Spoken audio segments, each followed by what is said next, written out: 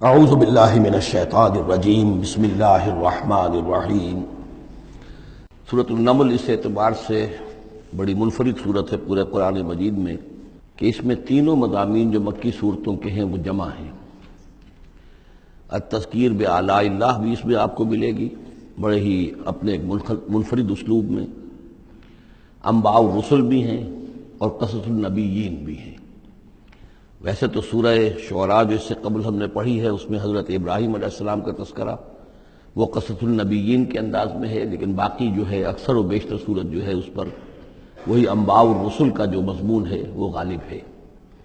لیکن یہاں آپ کو نظر آئے گا کہ تقریباً برابر یہ تین حصے ہیں۔ تین رسولوں کا ذکر ہے، پہلے رکوع میں حضرت موسیٰ علیہ السلام کا، اور پھر بعد میں کچھ دیر کے بعد آپ کو ملے گا حضرت لوط اور حضرت صالح علیہ السلام کا۔ درمیان میں پھر حضرت سلیمان علیہ السلام کا تذکرہ ہے قصص النبیین کے انداز میں۔ تو ہم پڑھ رہے تھے حضرت موسیٰ علیہ السلام کا ذکر، جب وہ پہنچے ہیں وہاں فلما جاہا، جہاں انہیں آگ نظر آئی تھی، نودیا، وہاں ندا کی گئی، پکارا گیا، انبور کا من فی النار ومن حولہا، کہ آگ میں جو کچھ ہے وہ بہت بابرکت ہے اور جو کچھ اس کے ارد گرد ہے وہ بھی بہت بابرکت ہے۔ وسبحان اللہ رب العالمین، اور پاکی ہے اللہ کے لیے جو تمام جہانوں کا پروردگار ہے۔ یا موسیٰ انہ انا اللہ العزیز الحکیم، اے موسیٰ میں اللہ ہوں العزیز اور الحکیم۔ والق عصاک، اپنا عصا زمین پر ڈالو، فلما رآہا تہتز، جب انہوں نے دیکھا کہ وہ حرکت کر رہا ہے،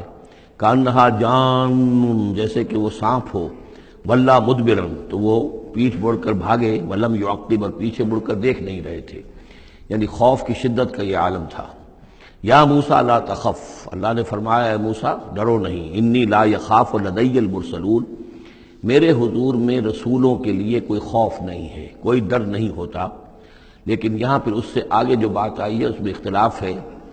اور وہ یہ کہ الا جو ہے یہاں پر استثناء متصل ہے یا استثناء منقطع ہے۔ یہ استثناء منقطع مانا گیا ہے کہ الا من ظلم ثم بدل حسنا بعد سوء فانی غفور رحیم،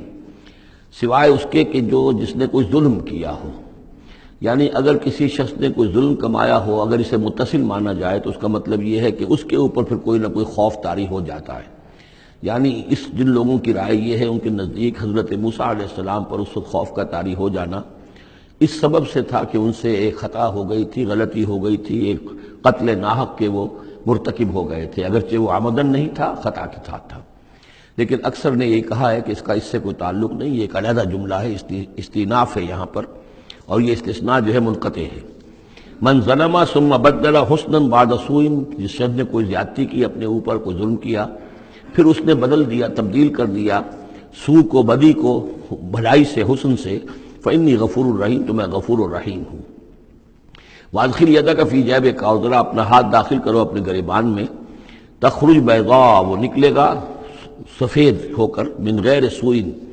بغیر اس کے کہ اس میں کوئی برائی پیدا ہوئی ہو، یعنی برس وغیرہ کا برس نہیں، ویسے ہی سفید ہوگا۔ فی 9 آیات الی فرعون وقومہ، یہ 2 آیات ہیں ان 9 آیات میں سے، یہ ہم نے 2 نشانیاں تمہیں عطا کی ہیں من جملہ ان 9 آیات کے کہ جو ہم آپ کو دیں گے وقتاً فوقتاً، اور یہ ہے نشانیاں ہماری فرعون کے لیے اور اس کی قوم کے لیے، الی فرعون وقومہ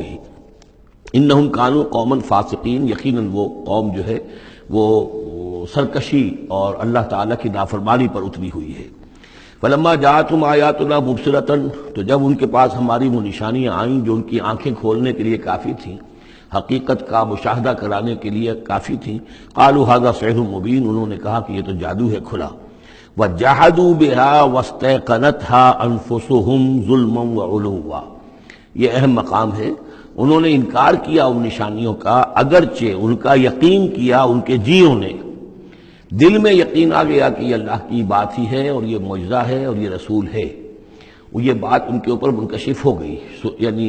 عوام جو تھے ان کے لیے نہ بھی ہوئی ہو تو جو تھے سردار اور خود فرعون، جحدوا بہا، انکار تو انہوں نے کیا، واستيقنتها انفسهم، ان کے دلوں نے، ان کے جیوں نے، ان کے دماغوں نے اس کو قبول کیا کہ واقعتاً یہ حق ہے، ظلما وعلوا، اس کے باوجود بے انصافی کی بنیاد پر اور سرکشی کی وجہ سے انہوں نے انکار کیا۔ یہ ظلما وعلوا کا تعلق ہے جحدوا بہا سے، وجحدوا بہا ظلما وعلوا واستيقنتها انفسهم، انہوں نے انکار کیا ان کا ظلم کی وجہ سے اور سرکشی کی وجہ سے، اگرچہ ان کے دلوں نے ان کا یقین کیا۔ فانظر کیف کان عاقبۃ المفسدین، تو دیکھ لو پھر کیسا انجام ہوا مفسدوں کا۔ بس یہ ایک رکوع میں اجمالاً تذکرہ حضرت موسیٰ کا ہے۔ صدق اللہ